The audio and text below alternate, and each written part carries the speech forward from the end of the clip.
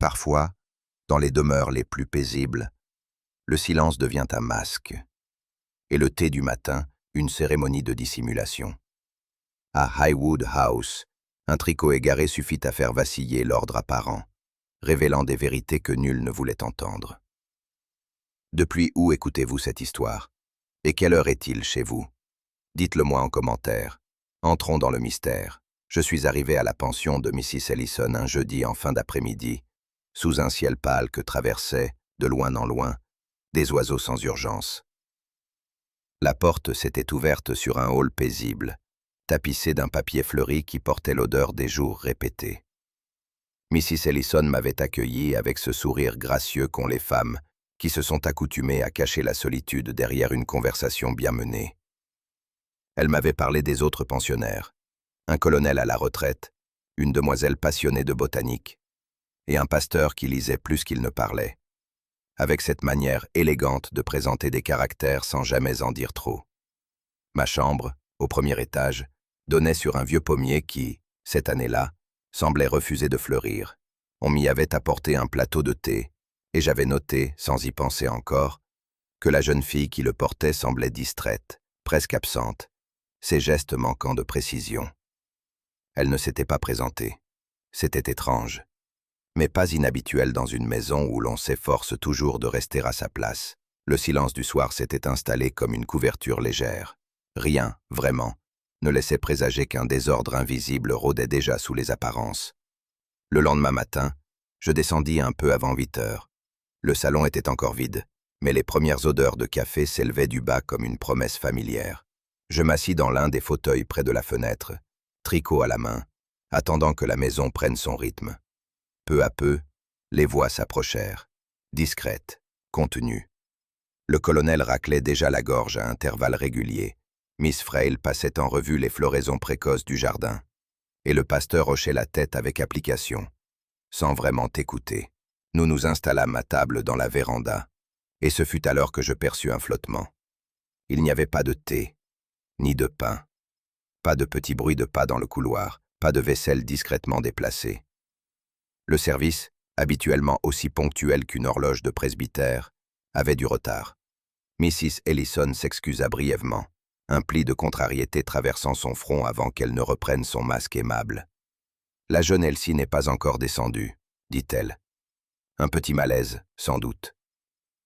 Sa voix était légère, mais ses doigts, eux, restaient immobiles sur la cuillère posée au bord de sa tasse. Personne ne posa de questions. Le pasteur toussota dans sa serviette. Miss Frail se versa du lait en silence, et le colonel commenta le vent du nord. Ce fut un silence très anglais, comme on les cultive dans les pensions bien tenues. Mais sous cette nappe de calme, je sentis déjà un vide différent de ceux qu'on feint de ne pas voir. Il n'est rien de plus révélateur qu'un rituel qui s'interrompt. Ce matin-là, le courrier fut distribué avec près d'1 heure de retard, et non par la main habituelle, mais par Mrs. Ellison elle-même, prétextant un caprice de la poste. Personne ne la contredit, mais j'eus la nette impression que cette tâche ne lui revenait pas. Il manquait dans son geste la précision de celle qui connaît les habitudes de chacun. Le pain grillé était trop brun, la croûte craquait trop fort dans la bouche, et personne n'osa le dire. Même la confiture, cette délicieuse marmelade d'orange amère que Mrs. Badger, la cuisinière, préparait avec soin, semblait avoir été oubliée. Sur la nappe, je remarquai une tache ancienne, dissimulée d'ordinaire par le pliage impeccable. Elle n'avait pas été changée, ce qui, dans une maison tenue par une femme comme Mrs. Ellison, équivalait presque à un aveu. Dans l'après-midi, alors que je remontais chercher mon livre, je croisai Miss Frail dans le couloir. Elle parlait toute seule, une habitude charmante chez elle, mais cette fois, elle murmurait « Elle est peut-être partie », ou pire. Je m'arrêtai un instant, puis repris ma marche sans rien dire. Dans la chambre, je posai mon tricot et me dirigeai vers la fenêtre. Le pommier restait nu, sans la moindre promesse de fleurs. Et pourtant, dans ce calme presque parfait, quelque chose s'était déplacé.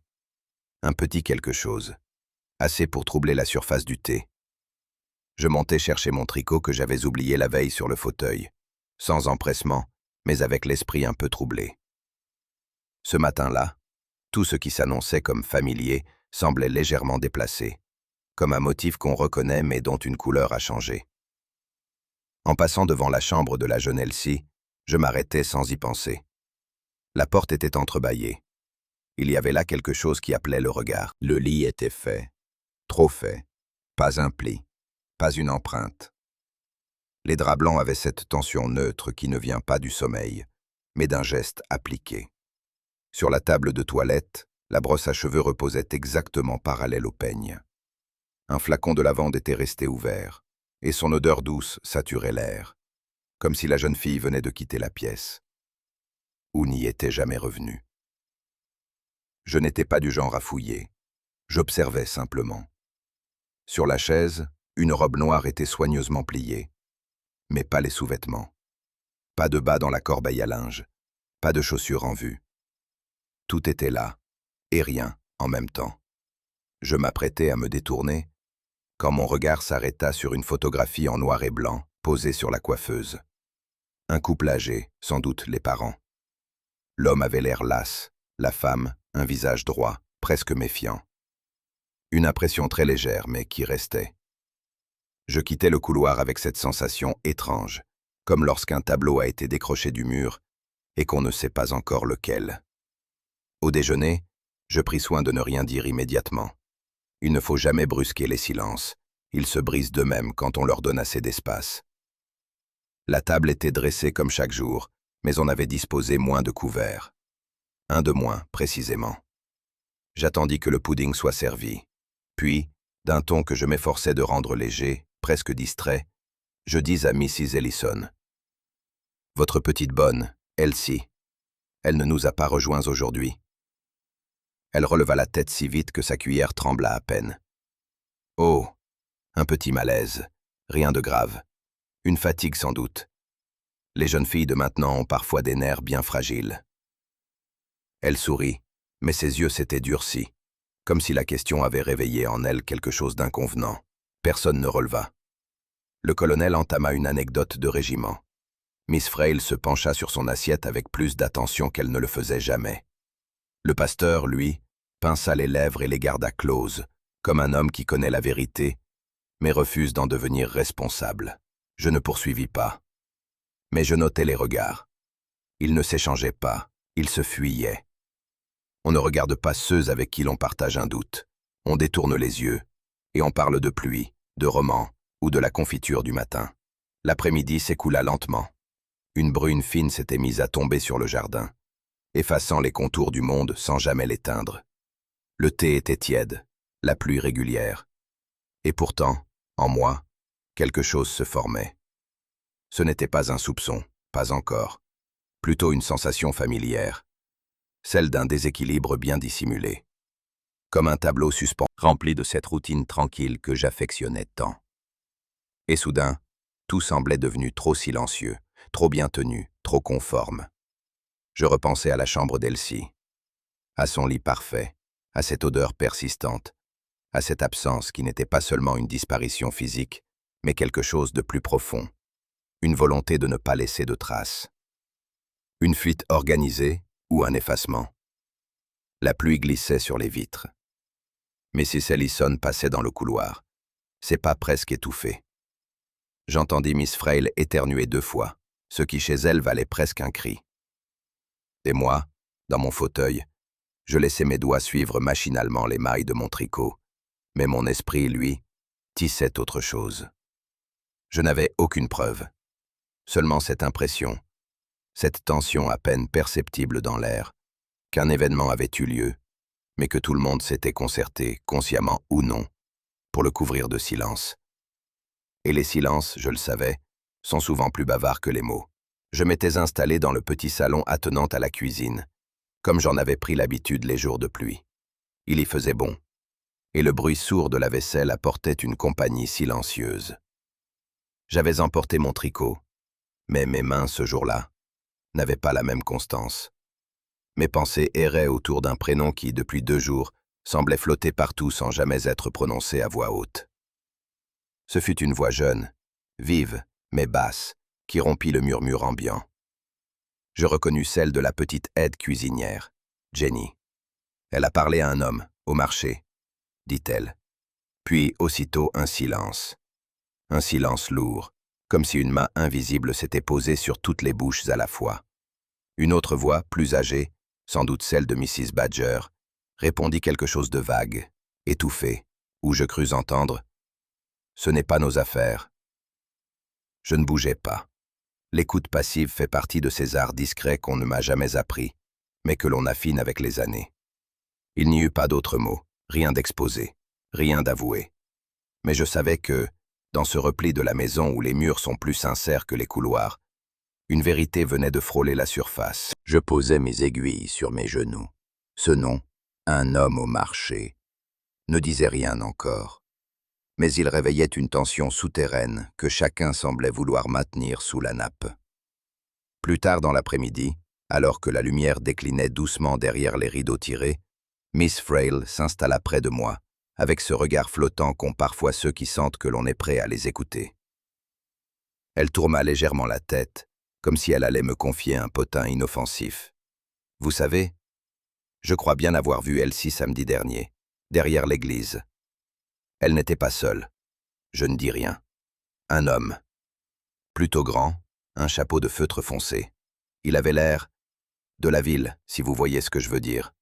Pas d'ici. » Elle dit cela comme une femme qui croit parler d'une chose anodine, mais ses doigts jouaient avec la bordure de son mouchoir. Elle ajouta, presque pour elle-même, « Il parlait bas. Il lui a touché le bras. » Je crois qu'elle pleurait. Puis elle se leva, soudain distraite, et partit sans attendre ma réponse. Je restais seul, avec ce détail suspendu dans l'air. Un bras effleuré, un chapeau sombre, une larme possible. Les choses commençaient à s'assembler, mais pas encore dans un ordre clair. Seulement des ombres qui s'épaississaient. Le majordome, M. Withers, était un homme au regard plat et à la voix mesurée. Il avait servi dans plusieurs maisons, me confia-t-il un jour, avec la même modestie que les hommes qui ne souhaitent pas qu'on s'attarde sur leur passé. Je le croisais dans l'entrée, tenant une pile de journaux qu'il classait toujours avec un soin exagéré. Je lui demandai, d'un ton léger, s'il avait vu Elsie récemment. Il me répondit « Non, madame. Depuis... eh bien, non. » Mais son hésitation, imperceptible à qui ne connaît pas les voix, avait été réelle. Alors, je ris doucement. Elle ne serait tout de même pas allée farfouiller dans le bureau de M. Godfrey, n'est-ce pas? Il se redressa à peine. Ce ne fut qu'un mouvement infime, un ajustement du col peut-être, ou de sa colonne vertébrale. Puis après un silence, je l'ai vue, un soir. Elle sortait du bureau. La lumière était encore allumée. Je pensais qu'elle y avait été envoyée pour y déposer quelque chose. Mais je n'ai pas demandé. Il reprit ses journaux comme si rien n'avait été dit. Je le remerciai. Dans ces maisons où tout semble immobile, ce sont les déplacements des ombres qui importent. Et les ombres d'Elsie, maintenant, traînaient du côté des portes interdites. Ce fut l'épouse du pasteur, Madame Hanbury, qui évoqua la montre. C'était après le dîner, entre 2 gorgées de thé à la menthe qu'elle ne buvait jamais en entier. Mon mari s'est plaint, hier encore, que ça précieusement dans un tiroir. Je hochai la tête poliment, mais je l'ai vue, moi, sur la cheminée du bureau. Je l'ai reconnue. Elle avait été déplacée. Sa voix se fit un peu plus basse, et le tiroir était entrouvert. Je n'ai rien dit. Ce n'était pas ma place. Elle me regarda comme si elle venait de se confesser. Je posai ma tasse sans bruit. Je repensais au geste d'Elsie, aux traces qu'elle avait laissées dans sa propre chambre, l'ordre trop parfait, l'absence dissimulée. Maintenant, c'étaient les objets des autres qui bougeaient, des objets qui n'auraient pas dû quitter leur place. Les pensionnaires, chacun à leur manière, commençaient à formuler des hypothèses. Miss Frail, le menton tendu, parlait d'un amour malheureux et d'une fuite romantique. Le colonel, lui, évoquait une voleuse inexpérimentée et laissait entendre qu'on ferait mieux d'étouffer l'affaire pour préserver la réputation de la maison. Mais moi, je regardais autre chose. Je guettais les silences. Ceux qui tombaient dès que le nom d'Elsie était prononcé, ou même approché. Je notais les dénégations trop rapides, les regards baissés trop vite, les gestes qui accompagnaient des phrases trop bien formulées. Quelque chose, ou quelqu'un dérangeait ici. Et ce n'était peut-être pas seulement la disparition d'une jeune fille. La gêne qui s'installait n'était pas celle d'un scandale, mais celle d'un souvenir réactivé. Un souvenir que personne ne souhaitait voir remonter à la surface. Et pourtant, il était là, tapi sous les bonnes manières. Je rangeais quelques livres oubliés dans le petit salon, un roman pastoral aux pages cornées, un recueil de prières et un manuel de jardinage en 3 volumes. Le geste était simple, presque méditatif, jusqu'à ce qu'une voix vienne le rompre, venue de l'office. Je n'entendis d'abord que des bruits étouffés, puis un murmure plus net. Elle en savait trop, tu sais. C'était la voix grave et rugueuse de Madame Badger. Elle ne parlait pas fort, mais pas assez bas non plus. Il y avait dans cette phrase un soupir, pas de panique, une fatigue, comme si le fait était ancien et sa conclusion inévitable. Je ne bougeai pas. Le livre resta ouvert dans mes mains. Je n'avais pas besoin d'en entendre plus. Ce que l'on dit quand on pense être seul en dit bien plus que ce que l'on déclare avec soin. Le silence qui suivit fut encore plus pesant, et cette fois il ne couvrait plus un désordre passager, mais une vérité contenue. Quelqu'un ici savait, et cette jeune femme, venue du dehors, avait soulevé quelque chose que d'autres s'efforçaient d'enfouir depuis longtemps. Je refermai le manuel de jardinage sans bruit. La nature, elle aussi, enterre les secrets. Mais au printemps, même les racines remontent à la surface. Après le déjeuner, Mrs. Ellison entreprit de trier les affaires d'Elsie, sans cérémonie ni commentaire. Elle affirma que cela l'aidait à maintenir l'ordre, mais je sentis dans ses gestes une tension qu'elle ne cherchait pas à masquer. Je restai dans le salon, feignant de lire, tandis qu'elle allait et venait à l'étage, ses pas un peu plus lourds qu'à l'accoutumée. C'est en redescendant, l'air troublé, qu'elle me glissa, comme une confidence à moitié assumée. Il y avait cette photographie, dans une enveloppe, cachée dans le tiroir du bas. Elle me la tendit presque à contre-cœur. Je l'examinai. Un petit portrait, jauni sur les bords, représentant un homme en uniforme militaire. Le regard sombre, le front haut, la posture droite. L'image portait ces traces que laissent les années lorsqu'elles ne sont pas racontées. Une épaisseur d'oubli volontaire. Le cadre était noirci, le papier usé, mais l'expression de l'homme restait nette, grave, presque figée dans l'attente. Mrs. Ellison me dit qu'elle n'en savait rien, qu'Elsie n'avait jamais évoqué de fiancé. Mais dans sa voix, je perçus une inflexion à peine audible, une précaution, comme si ce visage ne lui était pas entièrement inconnu. Je gardai le silence. Un portrait parfois ne raconte pas une histoire, il en préserve une.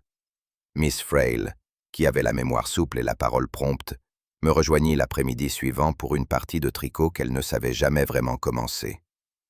Elle parlait comme on respire, d'un flux continu qui ne s'interrompait que lorsqu'un mot la gênait. Elsie m'avait dit un jour, tout bas, qu'elle pensait à quelqu'un qui ne reviendrait jamais. Elle fronça légèrement les sourcils, comme si le souvenir lui était douloureux ou incertain. Elle n'a jamais dit son nom. C'était un de ces soirs où la pluie frappe doucement contre les vitres, vous savez, quand on dit des choses qu'on ne dit pas d'habitude. Je n'intervins pas. Ces bavardages avaient une façon particulière de se souvenir des choses importantes, non pas dans les détails, mais dans les sentiments qu'elle laissait. Elle avait ce regard-là, le regard de celles qui savent qu'on ne les attend plus. Puis elle s'interrompit, et nous tricotâmes en silence, toutes deux. Le cliquetis des aiguilles prit le relais des mots, comme si le reste devait rester dans le non-dit. L'inspecteur Faro revint ce jour-là, jeune homme consciencieux, au front toujours un peu trop lisse pour son uniforme. Il s'installa dans le bureau avec Mrs. Ellison, mais les voix passaient les murs comme les courants d'air. À sa sortie, il me salua avec un air d'importance résigné. « Nous pensons à une fuite volontaire, Miss Marple. Il y a un homme, manifestement. Peut-être un ancien fiancé, un secret de jeunesse. Cela arrive plus souvent qu'on ne le croit. » Il dit cela comme on récite une formule déjà apprise. Un raisonnement commode à défaut d'être exact. « Une sorte de tragédie sentimentale ?» demandai-je, avec douceur. Il hocha la tête. « Les jeunes filles fragiles quand elles sont seules. Parfois elles s'attachent à de vieux souvenirs. Cela peut mener à une fugue, voire. à des pensées plus sombres. Je souris poliment, sans rien répondre. L'idée avait une cohérence facile, trop facile. L'uniforme, la photo, la phrase de Miss Frail, tout formait une histoire acceptable. Mais justement, c'était ce qui me gênait. Les histoires trop bien rangées ont souvent été nettoyées de ce qui dérange. Et ce que je pressentais ici n'était ni romantique ni tragique, mais plus enfoui. En fin d'après-midi, Mrs. Ellison me confia une petite boîte contenant les papiers personnels d'Elsie. Rien de remarquable. Quelques lettres, des reçus, une photo d'enfance au bord de la mer. Mais je trouvais un petit carnet noir, à peine rempli, dont les pages s'étaient assouplies par l'usage discret. Il s'agissait d'un répertoire d'adresses, certaines raturées, de noms rayés d'un trait sec, presque nerveux, d'autres laissés sans numéro. Mais un seul avait été encerclé au crayon. G.R. Pas de prénom, pas d'adresse complète. Juste ces 2 lettres, soulignées une fois. Et une date griffonnée à côté, trop récente pour être anodine. Je ne reconnus pas ses initiales. Elles ne correspondaient pas à l'homme de la photographie, ni à aucun des noms familiers de la maison. Il y avait dans ce carnet une tension contenue, celle des correspondances qui n'aboutissent pas, des liens qu'on essaie d'effacer tout en les conservant, au cas où. Les mots qu'on n'écrit jamais, mais qu'on laisse deviner entre les lignes. Je refermais doucement le petit cahier. Quelqu'un, quelque chose, manquait encore à cette histoire. Et je ne savais pas, à ce stade, si GR était une main tendue ou une menace. Le lendemain matin, Mrs. Ackroyd, la voisine d'en face, va rendre une clé qu'elle avait empruntée pour sa serre. Une femme vive, aux gestes précis, et à la mémoire acérée quand il s'agissait de ce que les autres prétendaient ne pas voir. Avant de partir, elle se pencha vers moi, comme pour parler d'une météo incertaine, et dit « Je ne voulais pas en faire tout un plat, mais je suis presque sûr d'avoir vu votre jeune fille. » Dimanche après-midi. Je relevai les yeux, attentive. Elle marchait dans le chemin des Noisetiers, bras dessus, bras dessous avec un homme. Il portait un pardessus sombre, pas du tout l'allure d'un ouvrier. Elle fronça les sourcils. Ce n'était pas un adieu si vous voulez mon avis. On aurait dit une promenade paisible, puis elle secoua la tête.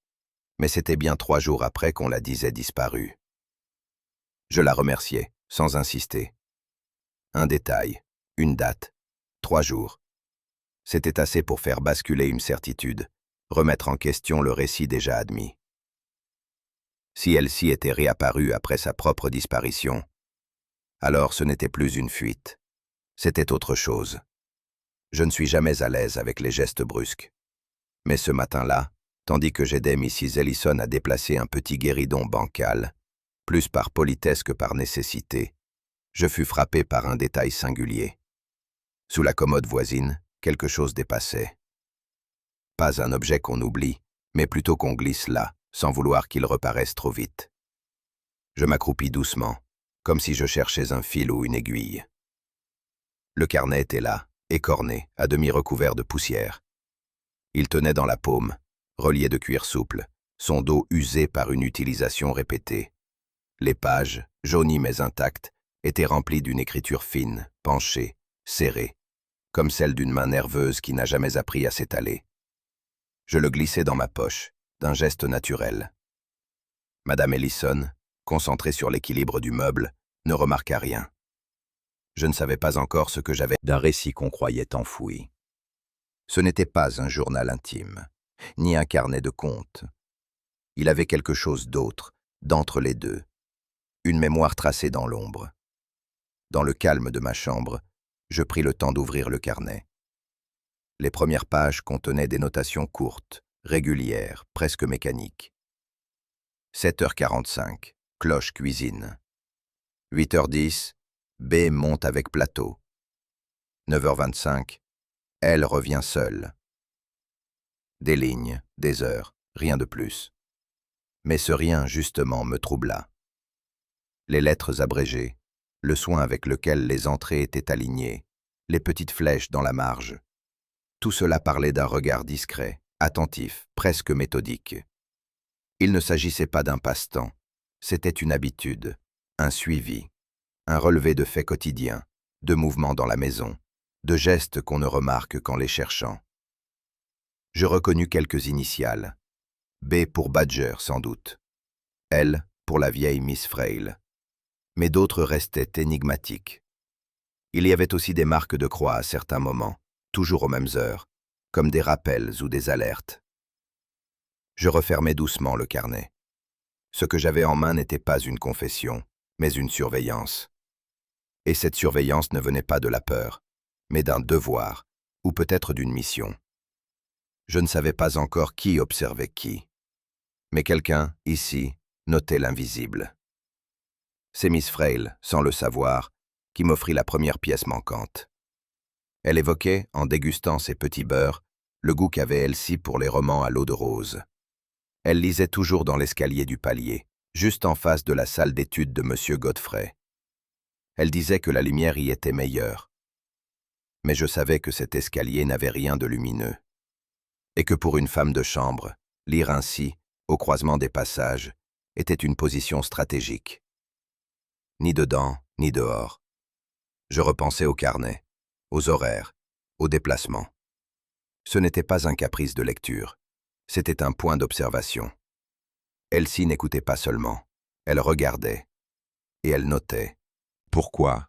Pour qui? C'était encore flou. Mais ce genre de vigilance ne naît pas de la curiosité seule. Il faut une raison plus profonde. Une peur, peut-être. Ou une loyauté. Je m'interrogeais longtemps sur la nature d'un tel carnet. Sur ce qu'il révélait, mais surtout sur ce qu'il dissimulait encore. Une jeune femme sans famille, sans attache visible, venue d'ailleurs. Une maison pleine de gens à secret, sous des dehors affables. Et au milieu, des pages remplies de silence consignées. Je songeais à la possibilité qu'Elsie ait été manipulée. Ce n'était pas un mot que j'aimais employer à la légère, mais je connaissais ce regard, chez certaines jeunes femmes.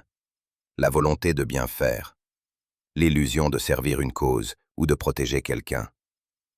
Il suffisait qu'un mot aimable, un sourire bien placé ou une promesse de confiance viennent flatter leur besoin d'exister. Avait-elle été poussée à écrire ce carnet? Ou l'avait-elle fait pour se défendre, elle-même, de quelque chose qu'elle avait compris trop tard? Je repensais à G.R., encerclé dans son répertoire, à l'homme au marché, aux regards échangés au petit déjeuner. Quelqu'un, peut-être, lui avait fait croire qu'elle était utile, importante, et elle l'avait cru. La naïveté n'est pas un défaut, mais elle coûte parfois très cher au cœur simple. Ce soir-là, l'air de la maison semblait plus lourd. Ce n'était pas la pluie, ni le froid. C'était l'absence d'une chose qu'on ne nomme qu'une fois qu'elle a disparu. La soupe ne vint pas. Il n'y eut ni potage, ni remarque bourrue venant de la cuisine. Aucun claquement de casserole, aucun grincement de voix. Juste le silence. Et avec lui, un flottement dans les regards, comme si chacun redoutait de poser la question que tout le monde se murmurait déjà. Mrs. Ellison annonça, d'un ton neutre, que Mrs. Badger avait pris un congé. Une migraine, je crois. Elle le dit sans y croire elle-même. Le colonel haussa les sourcils. Miss Frail regarda dans son assiette. Je fis mine de ne pas m'en étonner. Plus tard, je descendis dans la cuisine. La lumière était éteinte, mais une odeur persistait, celle des oignons à demi épluchés. Sur le crochet, un torchon pendait encore, humide, comme si quelqu'un avait quitté les lieux précipitamment, sans même finir le dernier geste. Je ne touchais à rien. Je remontais lentement, le cœur plus lourd qu'à mon habitude. Quand ceux qui savent disparaissent, ce n'est jamais bon signe. Je choisis cet après-midi-là de m'installer dans la petite bibliothèque attenante au salon. L'endroit, souvent déserté, offrait une tranquillité propice aux pensées que l'on souhaite faire durer un peu. J'y amenais mon tricot, comme toujours, mais je savais que mes doigts ne feraient pas beaucoup de progrès. M. Godfrey entra peu après moi. Étagère du regard. Il prit un volume relié de cuir sombre, l'ouvrit, le referma, le rouvrit, comme s'il cherchait une phrase qui refusait de s'y montrer. Le titre, bien visible, portait sur le droit successoral. Ce genre d'ouvrage n'appartient pas au plaisir du loisir, et je ne connaissais pas M. Godfrey pour sa passion de la jurisprudence.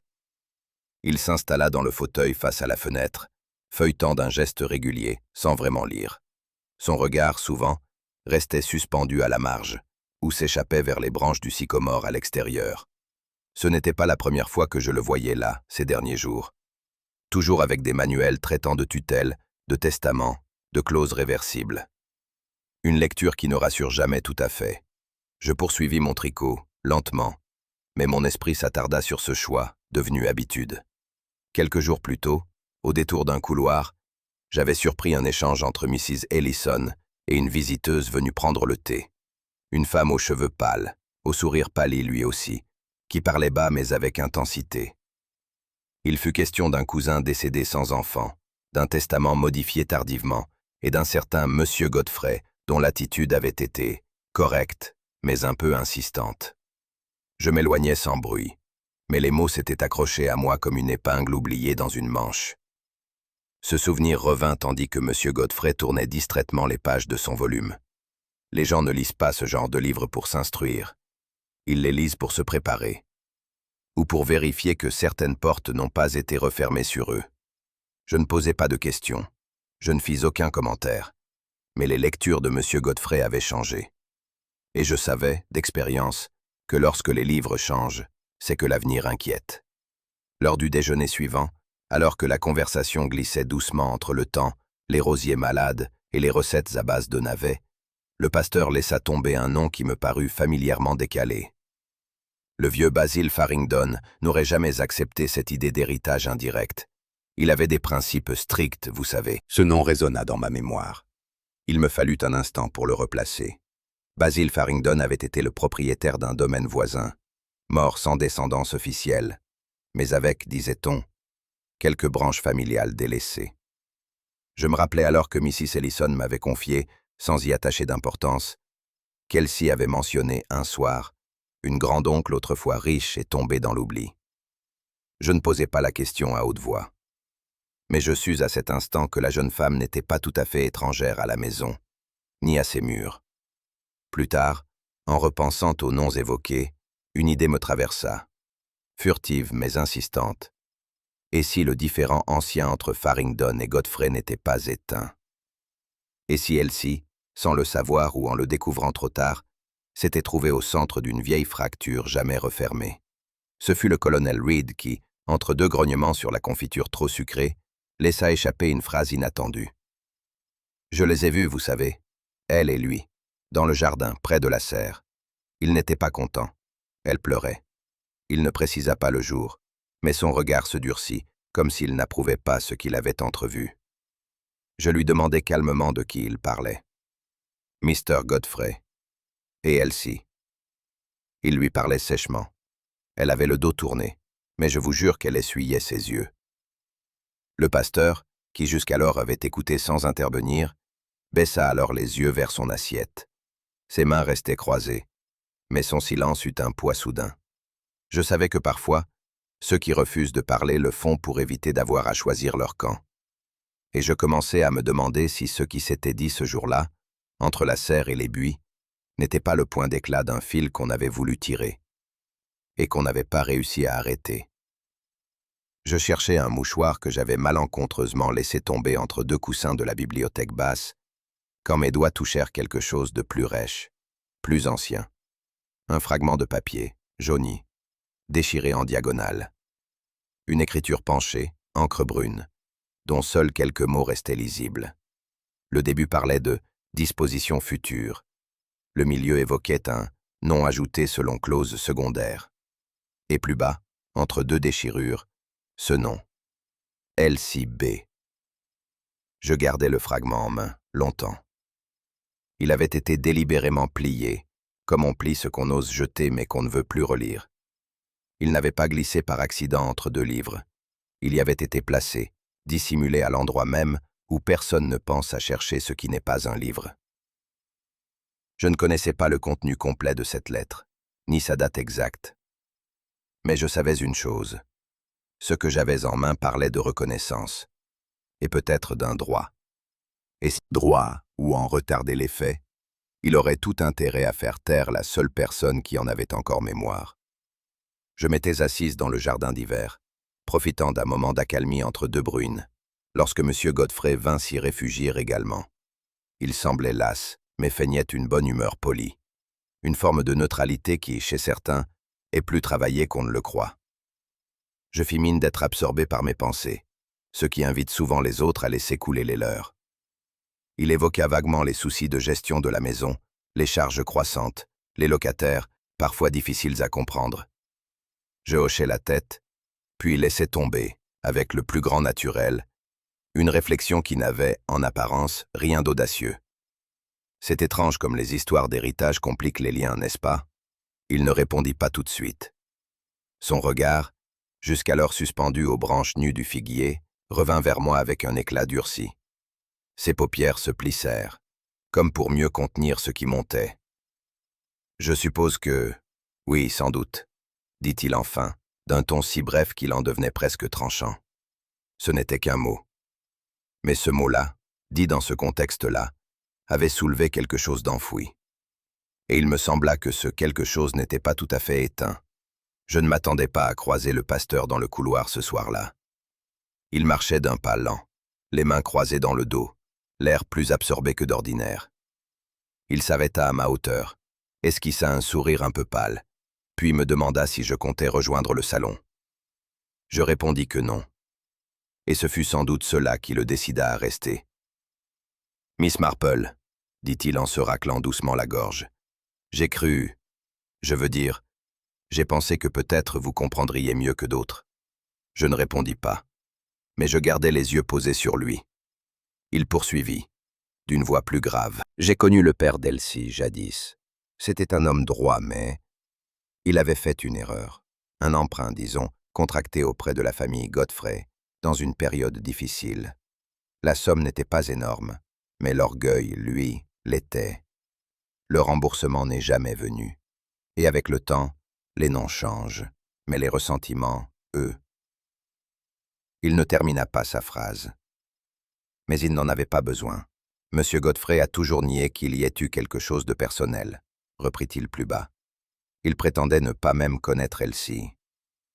Mais j'ai entendu des mots qu'on ne prononce pas sans motif. Et un ton qu'on n'emploie pas quand il s'agit d'une simple pensionnaire.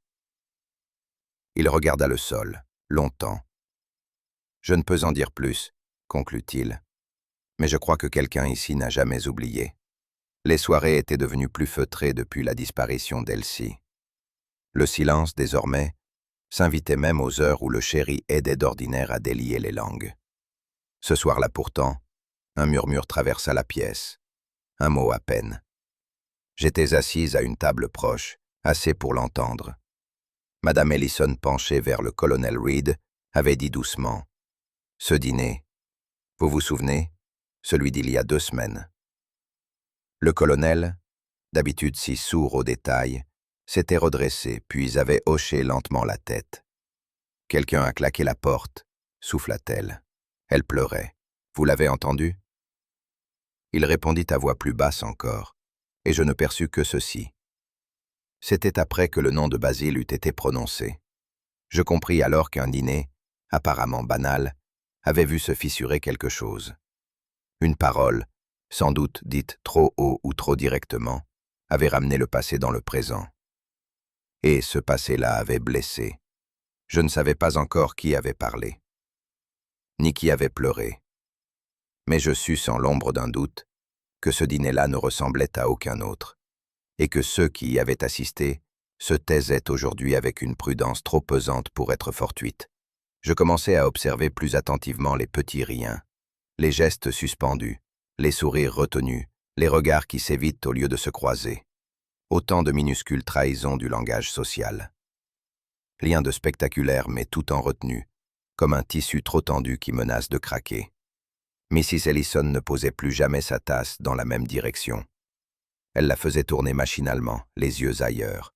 Le colonel Reed, d'ordinaire indifférent aux conversations, écoutait désormais trop. Pas pour apprendre, mais pour vérifier ce que les autres n'avaient pas dit. Même le jeune Alfred, toujours joyeux dans son rôle de serveur occasionnel, se montrait plus distrait. Il oubliait les commandes, maladresse de quelqu'un qui craint de marcher sur un mot interdit. Et surtout, il y avait ce climat. Cette manière que tous avaient de se comporter avec une politesse exemplaire, trop exemplaire. On eût dit que tout le monde, désormais, jouait à être irréprochable. Comme si une erreur de ton pouvait suffire à faire surgir ce qui avait été si patiemment recouvert. Et moi, au milieu d'eux, je sentais que le silence lui-même devenait un langage d'alliance peut-être, ou de dissimulation partagée.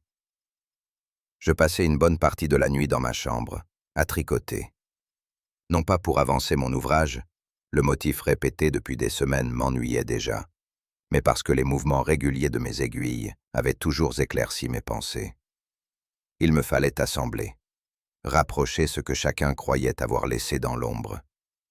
Les regards, les omissions, les mots trop brefs, les silences trop exacts, et cette lettre, déchirée mais persistante. Je pensais à Elsie, à son dos tourné dans le jardin, à ses larmes évoquées, jamais vues, à ce nom, prononcé une fois de trop, ou pas assez. Le fil du passé avait été mal cousu au tissu du présent, et je sentais que le moment venait de tirer un peu plus fort. Au matin, je descendis avec calme. Je pris le thé, comme toujours. Puis je levai les yeux et dis, d'un ton doux, « Je souhaiterais que tout le monde soit réuni demain matin dans le salon, à 9 heures précises. » Personne ne protesta. Personne ne demanda pourquoi. Mais je vis, chez 2 ou 3, une infime crispation au coin de la bouche, comme si la certitude que l'on croyait acquise venait, brusquement, d'être remise en jeu. Ils étaient tous là, rassemblés dans le petit salon, comme je l'avais demandé. Le thé avait été servi avec une ponctualité rassurante, et les scones, encore tièdes, exhalaient cette odeur familière de beurre et de confiture. On aurait pu croire à un après-midi ordinaire, si ce n'est que personne ne semblait oser croquer dans quoi que ce soit. Je parlais d'abord de la pluie, puis du jardin, toujours malmené par les limaces. Je mentionnais le dernier roman emprunté à la bibliothèque de village, dont la fin m'avait laissé perplexe. Tous souriaient doucement, sans vraiment entendre. Puis je me tus un instant. Et dans ce silence, je laissais tomber, comme on laisse tomber une feuille sur un sentier mouillé. Vous souvenez-vous du jour où Elsie a disparu? Le colonel Reed redressa la tête. Mrs. Ellison reposa sa tasse sans bruit. Seul M. Godfrey garda les bras croisés. C'est curieux, poursuivis-je doucement. Il n'y a eu ni trace de fuite, ni de lutte, ni même d'adieu. Comme si elle avait choisi de se retirer un moment, discrètement. Je vis le trouble naître, non pas dans les mots mais dans les mains, qui se serrèrent, et dans les yeux, qui se tournèrent ailleurs. Il comprenait que ce thé-là ne serait pas anodin, et qu'il y aurait tôt ou tard quelque chose à entendre. Je repris toujours calmement. Il fallait que tout paraisse naturel, presque inévitable. Il y a eu cette photographie, celle du pique-nique d'août, égarée, disait-on, mais dont certains se souviennent très précisément. Puis cet horaire noté au crayon sur le carnet du vestibule, un horaire qu'aucun invité n'a confirmé avoir demandé. Et cette lettre, celle qu'Elsie avait partiellement déchirée, mais jamais vraiment jetée. Je fis une pause, juste assez longue pour qu'ils puissent assembler eux-mêmes les premiers morceaux. Ajoutez à cela une vieille dette, évoquée à demi-mot mais jamais réglée. Une dette entre familles, certes, mais qui finit toujours par s'incarner dans un nom, et dans une rancune. Les regards se croisèrent, mais personne ne parla. Je crois, dis-je alors, qu'Elsie n'a pas disparu par accident. Je crois qu'elle a soigneusement planifié son retrait, avec une intention bien précise. Elle voulait que quelqu'un parle, ou du moins, que quelqu'un craque. Un frémissement parcourut Madame Ellison. Monsieur Godfrey, lui, fixait le coin du tapis avec une intensité presque enfantine. Et elle savait que l'absence, bien plus que la présence, provoque les confessions inattendues. Je n'en dis pas plus. Mais j'eus la certitude que quelque chose venait de bouger. Non pas dehors, mais en chacun d'eux. Il y avait un testament, bien sûr, un vieux document rédigé du vivant de M. Farringdon, l'ancien époux de Mme Badger. Un document qui, d'après certains, mentionnait expressément le nom d'Elsie. Je n'avais pas besoin de regarder M. Godfrey pour sentir que ses épaules s'étaient raides. Il semblerait que ce testament ait été égaré ou détruit. On parle souvent de feux de cheminée, de documents sans importance. Mais certaines choses, même brûlées, laissent une odeur. Je posai la tasse. Sais-tu? Puis discrètement, elle a commencé à chercher. Non pas pour se défendre, mais pour comprendre. Je sentis l'émotion monter autour de moi, comme une brume que personne ne pouvait balayer. Elle n'était pas seule, bien sûr. Il y avait Madame Badger, une femme silencieuse, mais loyale à sa mémoire, qui connaît chaque tiroir, chaque boîte, chaque carnet oublié de cette maison. Madame Ellison baissa les yeux. Le colonel serra les lèvres. Ce n'est pas la fortune qu'elle s'y voulait. C'était la vérité, et elle savait que seule une disparition pouvait réveiller les consciences. Il y eut alors un soupir. Pas un mot, mais une sorte de soulagement triste, comme si une blessure longtemps niée venait d'être nommée à voix basse. Je tournai légèrement la tête vers Madame Badger, qui n'avait encore rien dit. Elle tenait sa serviette comme on tient un secret, avec précaution. Il est étrange, dis-je, comme les vérités les plus lourdes reposent souvent dans les mains les plus discrètes. Les femmes qui servent, qui écoutent sans qu'on leur parle, qui savent mais ne disent rien, ou alors quand il est trop tard. Elle ne bougea pas, mais je vis dans son regard une lumière furtive, presque une gratitude. On oublie toujours celles qui préparent le thé, qui cousent les ourlets, qui ramassent les enveloppes tombées. On les croit sans mémoire, sans avis, sans voix. Et pourtant, je laissais la phrase mourir d'elle-même. Ce ne sont pas les hommes d'affaires ni les colonels qui détiennent les clés des vérités anciennes. Ce sont celles qui plient les draps, notent les rendez-vous dans un carnet à recettes, reconnaissent les bijoux au fond d'un tiroir. Personne n'osa répondre. Le silence, chez ces femmes-là, n'est jamais passif. Il est stratégique. C'est leur forme de résistance.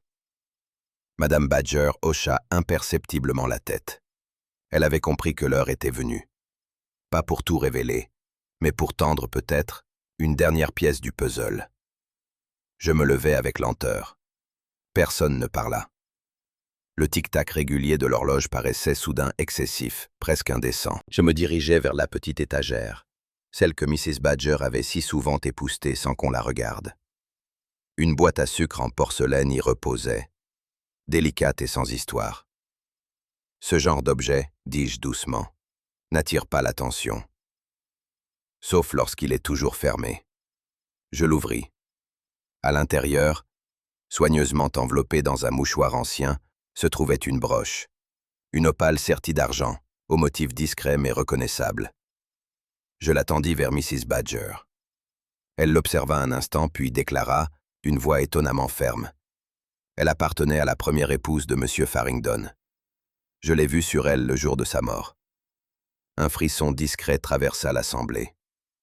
Or, ajoutai-je, cette broche avait été placée dans un petit coffret scellé, avec d'autres objets personnels. Coffret que M. Godfrey a fait vider, selon ses mots, pour faire de la place. Je reposai la broche sur la table. Cela prouve deux choses. D'abord, que le coffret a bien été ouvert. Et ensuite, que quelqu'un en a extrait ce qu'il ne voulait plus voir figurer dans l'inventaire. Je me tus, puis repris plus bas. Et parmi ces objets, il y avait aussi un testament. Un testament où figurait, en toutes lettres, le nom d'Elsie. M. Godfrey ne dit rien, mais il avait cessé de croiser les bras, et dans ses yeux, je crus voir passer, l'espace d'un battement, le vertige de celui qui sait qu'il a perdu. Le lendemain matin, tout semblait revenu à l'ordre. Les tasses de porcelaine s'alignaient de nouveau avec la précision d'un protocole invisible. Les rideaux avaient été tirés avec une attention un peu trop exacte, et l'on entendait à nouveau le léger bruit de pas de Mrs. Badger dans le couloir, effacé, mais continu. Rien ne manquait, en apparence.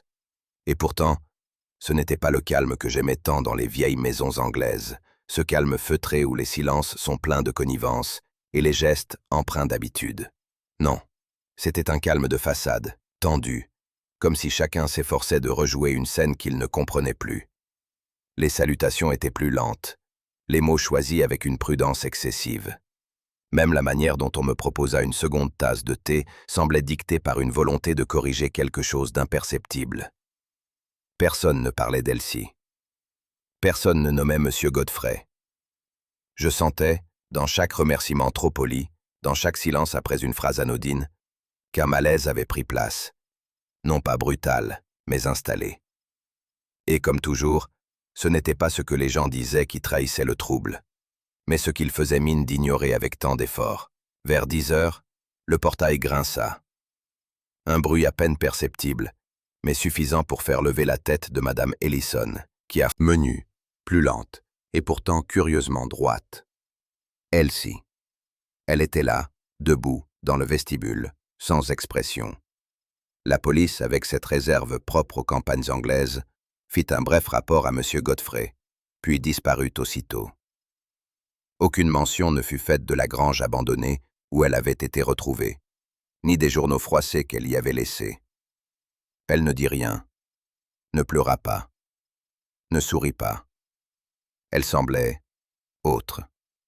Le même visage, les mêmes mains, mais quelque chose s'était déplacé en elle. Une sorte d'absence tranquille, comme si elle avait laissé un poids derrière, mais en échange d'un vide difficile à habiter. Je lui parlais doucement. Elle acquiesça, d'un mouvement presque imperceptible. Quand je lui demandai si elle voulait du thé, elle répondit « oui ». Mais sa voix ne contenait rien, ni fatigue, ni soulagement, ni peur. Juste le mot, prononcé par devoir. Elle passa l'après-midi dans le petit salon, regardant dehors sans vraiment voir.